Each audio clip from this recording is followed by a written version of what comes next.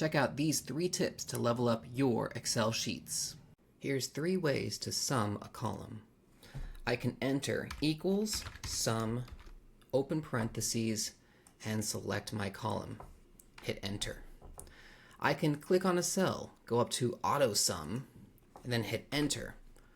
Or I can use alt equals enter, and it's done. Which method do you use? Here's how we set up a recurring sum. We have our start value. We add in 1 penny. We sum. Day 2 starts with the value of day 1. Then we add in our equation.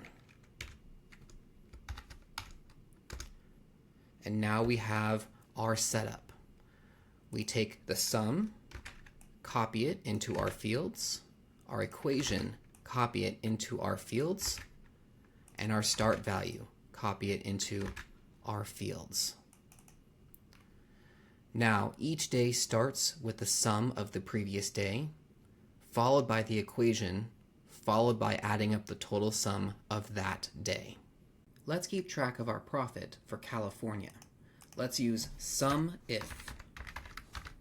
We select our range. We add in our criteria, which is California.